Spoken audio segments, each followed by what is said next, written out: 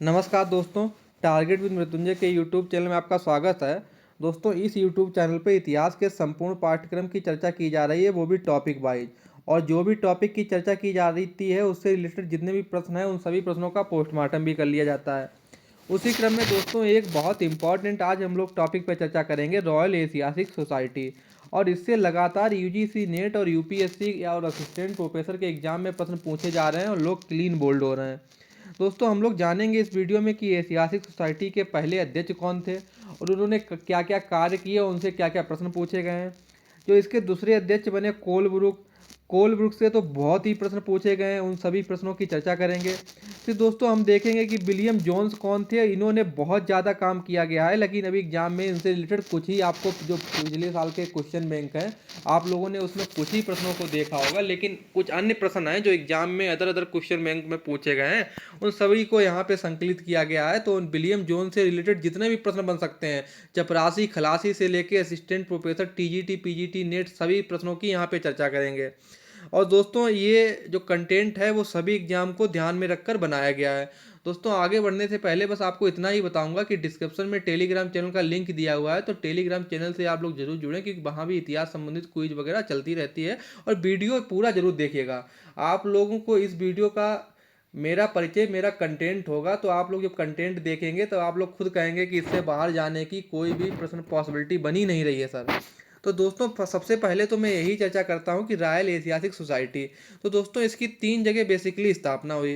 दोस्तों पहले कलकत्ता में स्थापना हुई 1784 में। ये बहुत इंपॉर्टेंट है, ये लगातार एग्जाम में पूछा जा चुका है कि royal Asiatic society of India की स्थापना कब हुई। 1784। बम्बई में हुई दोस्तों 1804 में। लंदन में हुई 1823 में। तो ये क्रोनोलॉजी पूछी जा सकती है कि रॉयल एशियाटिक सोसाइटी की स्थापना निम्नलिखित काल क्रमानुसार सजाइए। कोलकाता, बम्बई, लंदन, और इसमें इधर ईयर दे दिया जाएगा और आपको काल क्रमानुसार सजानी होगी। दोस्तों ये जो 1784 में स्थापना हुई किसकी, बंगाल ऐतिहासिक सोसाइटी की। और एग्जाम में प्रश्न क्या पूछे जाएगा कि अपने शोध के माध्यम से भारत के अतीत को प्रकाश में लाने का वास्तविक प्रयास किसके द्वारा किया गया, बंगाल ऐतिहासिक सोसाइटी। और ये दोस्तों ये किसकी देन है, तो ये जो साम्राज्यवादी इतिहास लेखन मैंने आपको बताया था, क्लास ली थी, उसमें जो ये प्राच्यवादी इतिहासकार थे, कानिंगम वगैरह जैसे लोग, कानिंगम, इन सबकी देन है बंगाली ऐतिहासिक सोसाइटी। और दोस्तों ये एग्जाम में प्रश्न बहुत बार पूछा जा चुका है इन्हीं रॉयल ऐतिहासिक सोसाइटी से रिलेटेड कि योग वशिष्ठ का अंग्रेजी भाषा में अनुवाद किसने किया। तो दोस्तों ये सर जॉन सॉन ने किया। क्लीन बोल्ड हो जाते हैं अच्छे अच्छे लोग जब ये आता है योग वशिष्ठ, लोग कहते हैं कहाँ से आ गया क्वेश्चन। दोस्तों आपको ये इसके बाद एच.टी. कोलब्रुक से भी एक प्रश्न पूछा गया है। क्या पूछा गया है कि राजा राम मोहन राय से पूर्व भी भारतीय साहित्यिक प्रमाणों के आधार पर किसने सिद्ध किया था कि सती प्रथा प्राचीन भारतीय परंपरा से एक बड़ा विचलन है।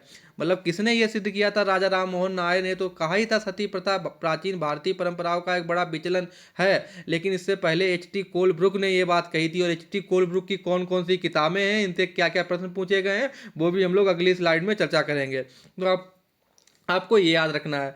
दोस्तों अगला प्रश्न असिस्टेंट प्रोफेसर के एग्जाम में पूछा जा चुका है कि एशियाटिक सोसाइटी द्वारा संग्रहित सामग्री को सुरक्षित रखने के लिए संग्रहालय की स्थापना कब की गई। तो दोस्तों जो एशियाटिक सोसाइटी ये की थी, इसी ने जो संग्रहालय की स्थापना कब की थी, 1814 में। क्यों, ये जो सामग्री वगैरह है इन्हें संग्रहित करने के लिए।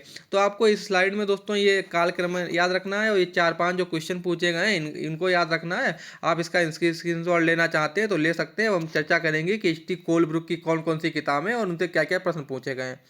तो दोस्तों एच.टी. कोलब्रुक की 2 किताबें हैं और ये लगातार एग्जाम में पूछी जा रही है क्रोनोलॉजी। तो इनकी एक पहली है एसे ऑन द वेदाज और the secret writings of the Hindus, और बहुत इंपॉर्टेंट किताबें हैं, क्लीन बोल्ड होने वाली। दोस्तों आपको फिर याद रखना है कि सबसे पहले विलियम जोन्स तो बने ही, उसके बाद दोस्तों कोलब्रुक के पश्चात ऐतिहासिक सोसाइटी का अध्यक्ष कौन बना है ये पूछा जा चुका है एग्जाम में प्रश्न, और अच्छे अच्छे लोग हो गए क्लीन बोल्ड। दोस्तों इसका आंसर है एच विल्सन। तो कोलब्रुक के पश्चात एशियाटिक सोसाइटी के स्थापना अध्यक्ष कौन बने, एच विल्सन। दोस्तों आपको ये भी याद रखना है कि प्राचीन लिपियों और मुद्रा शास्त्र के ज्ञाता जेम्स प्रिंसप का आपने नाम सुना होगा। ये एशियाटिक सोसाइटी के सचिव कब बने, ये भी एग्जाम में प्रश्न पूछा जा चुका। तो 1833 में। अब दोस्तों निकलते हैं क्लीन बोल्ड होने वाले प्रश्न, और अच्छे अच्छे 90% लोग हो जाते हैं क्लीन बोल्ड। क्या प्रश्न है? प्रश्न पूछा गया है कि वह भू सर्वेक्षक जिसने ईस्ट इंडिया कंपनी के अधिकार क्षेत्र वाली भूमि का विस्तृत सर्वेक्षण किया। तो दोस्तों इसका सही आंसर था फ्रांसिस बुखानान हैमिल्टन। और ये क्या थे? ये दोस्तों लॉर्ड वेलेस्ली के क्या थे? शल्य चिकित्सालय। तो मैंने आपको शल्य चिकित्सालय बताया था जब आयुर्वेदिक वाली ग्रंथों की चर्चा की थी, आप वीडियो सेक्शन में देखिएगा। तो मैंने शल्य चिकित्सा और कार्य चिकित्सा में अंतर बताया था। दोस्तों अगला प्रश्न ये भी बहुत बार पूछा जा चुका है कि कलकत्ता में अलीपुर चिड़ियाघर की स्थापना किसने की। बहुत क्लीन बोल्ड होने वाला है दोस्तों, ये भी फ्रांसिस बुखानान हैमिल्टन ने की। तो ये हैमिल्टन से दो प्रश्न पूछे गए हैं, दोनों आपको याद रखना है। एक प्रश्न और दोस्तों पूछा गया है, वो क्या पूछा गया है कि फ्रांसीसी विश्वविद्यालय में पहली बार संस्कृत का अध्यापन किसके द्वारा शुरू किया गया। तो दोस्तों ये भी फ्रांसीसी जो विश्वविद्यालय था, फ्रांसीसी यूनिवर्सिटी थी, वो भी ये फ्रांसिस बुखानान हैमिल्टन ने ही संस्कृत का अध्यापन वहाँ शुरू किया था। अब दोस्तों बहुत वेरी वेरी इंपॉर्टेंट प्रश्न है कि किस भारतीय को पेरिस की रॉयल एशियाटिक सोसाइटी की सदस्यता दी गई। तो दोस्तों ये माइकल मधुसूदन दत्त थे। तो एम दत्त का आपको नाम याद रखना है। ये आप इस स्लाइड में क्या क्या याद रखेंगे? कोलब्रुक की रचनाएं याद रखेंगे, और ये एच विल्सन और ये फ्रांसिस बुखानान हैमिल्टन से जो प्रश्न पूछे गए हैं तीन, उनका नाम याद रखना है, माइकल मधुसूदन दत्त से रिलेटेड। अब दोस्तों हम लोग चलते हैं विलियम जोन से रिलेटेड जितने भी प्रश्न हैं उनका करते हैं पोस्टमार्टम। और आपका इसके बाहर प्रश्न बनने की पॉसिबिलिटी बहुत कम है। आपने अगर ये वीडियो पूरा देखा, अगर आपने वीडियो देख के प्रश्न आप नहीं कर पा रहे हैं तो मत उम्मीद कीजिए कि कोई अन्य प्रश्न कर सकता है, लेकिन होने को तो कुछ भी हो सकता है, लेकिन इससे बाहर जाने की पॉसिबिलिटी बहुत कम है। तो दोस्तों विलियम जोन्स का उपनाम क्या है? यूनिस ऑक्सफर्डी। इन्हें जॉन्स ऑफ ऑक्सफोर्ड भी कहते हैं। दोस्तों इनकी उपाधि क्या है? Sir William Jones. और ये कब से कब तक रहे? 1784 से 1746 से 1794 तक रहे। और इनका दोस्तों निधन कहाँ हुआ? ये कलकत्ता में हुआ। विलियम जोन्स को सर की उपाधि कब मिली? 1783 में। विलियम जोन्स कौन थे? न्यायाधीश, ब्रिटिश सिविल सर्वेंट थे। ये दोस्तों मैंने आपको जानकारी के लिए बेसिकली बता दिया गया है, ये ज़्यादा पूछा पाछा नहीं जाता है। आप लोग इनका उपनाम याद रख सकते हैं, यूनिस ऑक्सफर्डी। इनसे रिलेटेड क्या प्रश्न बनते हैं वो हैं सब क्लीन बोल्ड होने वाले। दोस्तों ये तो मैंने आपको बता ही दिया कि ये न्यायविद थे, बहुभाषाविद थे, प्राच्यवादी थी, ये भी आपको बता दिए। आपको बस ये याद रखना है कि एशियाटिक सोसाइटी आप कोलकाता के संस्थापक और प्रथम अध्यक्ष कौन थे? William Jones. और द्वितीय कौन थे? और मैंने अभी आपको तृतीय भी बताया है। तो अब आपको लोग जिन लोगों ने वीडियो सीरियस होकर देखा वो कमेंट करके बताएं कि विलियम जोन्स के बाद कौन एशियाटिक सोसाइटी आप कोलकाता का अध्यक्ष बना। दोस्तों अगला प्रश्न पूछा जाता है कि किसने बताया कि यूरोपीय भाषाएं संस्कृत और ईरानी भाषाओं में साम्यता रखती हैं। तो दोस्तों विलियम जोन्स इसका आंसर है। दोस्तों ये बहुत इंपॉर्टेंट विलियम जोन्स से रिलेटेड प्रश्न पूछा जाता है कि विलियम जोन्स ने किस नाम से 7 अरबी कविताओं को 1783 में अनुवाद किया। तो ये दोस्तों अभी तक पूछा नहीं गया है, घटना चक्र वगैरह में आपको नहीं मिलेगा, लेकिन ये पूछा जा चुका है। कहाँ पूछा गया? झारखंड असिस्टेंट प्रोफेसर में दोस्तों। और हो गए लोग क्लीन बोल्ड।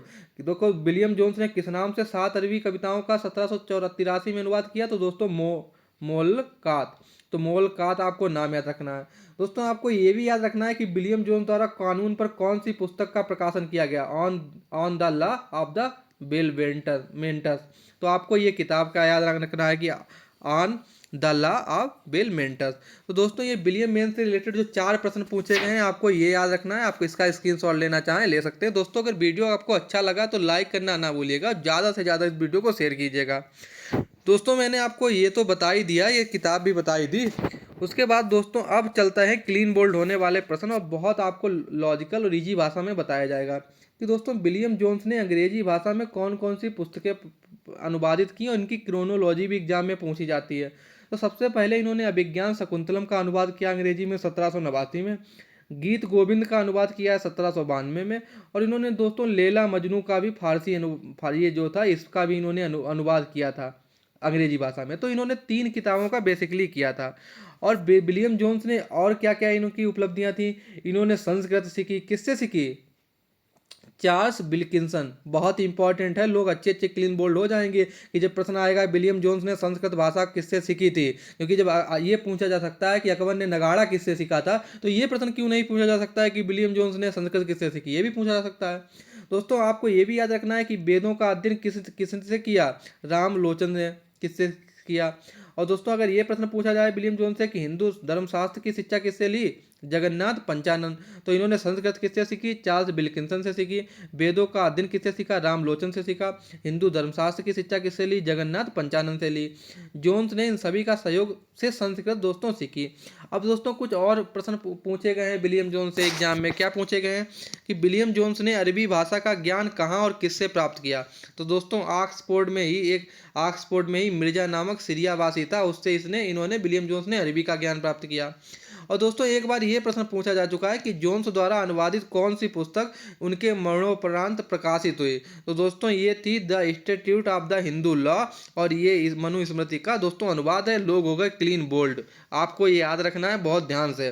दोस्तों आप अगला प्रश्न ये भी याद रखिए कि अंग्रेजों द्वारा हिंदुओं के उत्तराधिकार की न्याय व्यवस्था, जिसे दीवानी न्याय कहते हैं, को समझने के लिए मनुस्मृति का अंग्रेजी अनुवाद एक कोड ऑफ जेंटू लॉज नाम से कब वर्ष कराया गया। तो 1776। तो आप ये भी याद रखिएगा और ये भी याद रखिएगा। इसका स्क्रीनशॉट लेना चाहें तो आप लोग ले सकते हैं।